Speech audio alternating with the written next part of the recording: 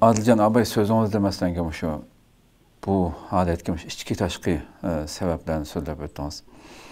Endi shu biz yani Xitoyni azroq tushundigan kishi shuni bildiki Xitoyning tarixidan buyon yani o'zining millatining ichida o'z millatiga bo'lsa ko'ranmaslik bir-birini shu qo'yib o'tishni mahorat deb bildigan bir xil psixika. Bu ishg'oliyatga uchrab ta bular besib vatanimizga kirgandan buyon millatimiz ichidagi har xil salbiy bizning millatimizda bo'lmagan har xil shu odatlar shunday ishlarninki yuqtirib olishimiz ya'ni shu barliq jinoyatni biz davomli holatda tashqi ichki o'zimizga qaramay tashqi narsaga qaraymiz dedingiz. Shunday masalalarda millatimizning shunday bir ayib bir ishni ko'p o'ziga yuqtirib olishidimi bu tajovuzchi Xitoyninki asosliq bosh jinoyatchi ekanligini yani aniq desak mencha ortiq ketmaydi deb qarayman. Siz qanday qaraysiz yani?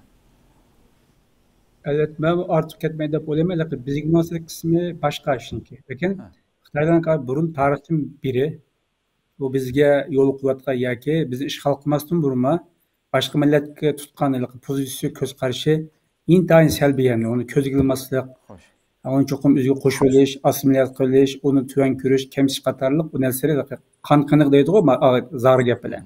O siyasi medeni sinip ketken nesile. O aldı burun Xitoy bizi işgal kılmasın burun onunki siyasi medeniyeti zihniyeti ideyisi de işgal kılınıp olgan bizim Şarkı Türkistan. Fırsatlı tapsa işgal kılımız diyen nesi çok. Bunu aldığımı inqaş ötüş gerek. Çünkü eğer tarixinki ötmüş için mağdağın bulup kalsa. Bunda boğan diken yani siz bu Uygurlarını nimiş kışalık koymuş bula yavayı. Bula medeniyetsiz. Bula çokum bize nispeten tehdit. Düşman. Bunu öyle ki nimek özken, etizlik özken yavayı ötüp. Bunu çokum öyle ki köküdün yıldızını kurum taşlaş gerek. Bu işgal kılmasın bura bunda bir ideya, bunda bir siyasi medeniyetin etken düşünce olan bu. Bir sözlerini işiltidi o şu an.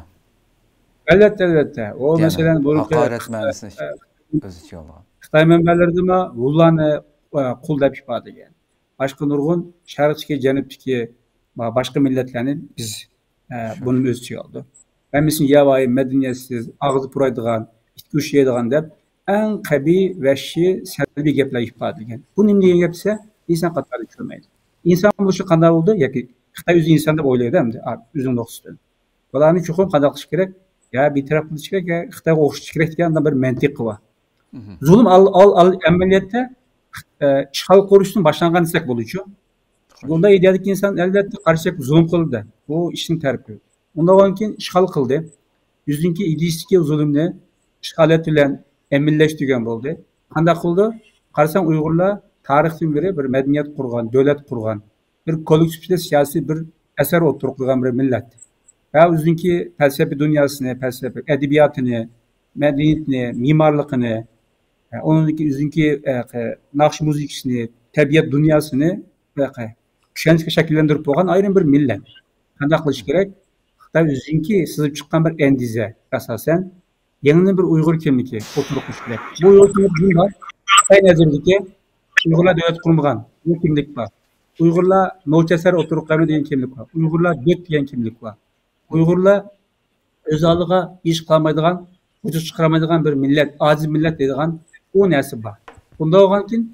Xitoy siyaseti muşun karta yapmanadı. Yapmanılık. Yapmagan olan kim? Biz Uygur bu sütümüzden bu yerde üzümüzü gayet nasıl az körümüz. Karşıdan Xitoy elementleri, amaları intayin kör. Ondan biz kandaklığımız ötmüşümüzü tapamay vakit kıyınlıp kütümüz. Adını yaşayalım desek, kolumuzda bir veri, yaki bir asas, yaki bir yol göstergeç yok. Yol göstergeç nereden ki oldu? Ötmüşümüzden ki oldu. Bu burumutligen neyse. Şunda o ki bizge yüzümüz gayet baylıklar, medeniyet, maddi manevi baylıklar. Az kürülgen, bunun arasında Xitoy elementi köp boğan boğaçka, gelmiş yadımma biz ketküzüp koyaklık hem. Dela Xitoy'nik o sebebi tüpeyli. Ama keyinki şaraitlerde belki bu Xitoy'niki tragedislik zulmü kögenken elbette Xitoy tırnak debatımı hemen güçlü kudretli bir güç emez. Bunun çok kusurları var ya, kemçilikleri var. Biz anında iskip durup bazı nesneler kılarçımız gerek idi. Bazı nesnelerine tunup içimiz gerek idi. Malumatımızı çonkurlaştırıp pozisyonumuzu, yanımızı bu şuna kadar şekillendirmemiz gerek idi. Ama onu biz o'ylagan arzu qilgan seyerde plan bozuk. Plan bo'lgan bo'lg'achqa ishimiz bir ish qilg'imiz va uni qanday qilamiz? Shu bir-birimizga nafrat bilan, bir-birimizga haqorat bilan, foysash bilan psixikalik arzumuzni qandirib kelyapmiz endi. Shuni deganimdek, ya'ni Xitoyning eng cho'ng sababkor, shundaqla bizma bunga sababkor desak bo'ldi. Chunki bizma bir inson ishimizda buni qila oladiganlik tamoman ishonma. Çünkü Xitoy belki bizim bedenimizni kontrol qilishi mumkin.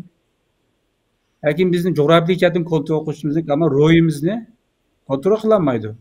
Abdurrahim deyotganki, bir şu ruhninki kontrol qilinib ketishi.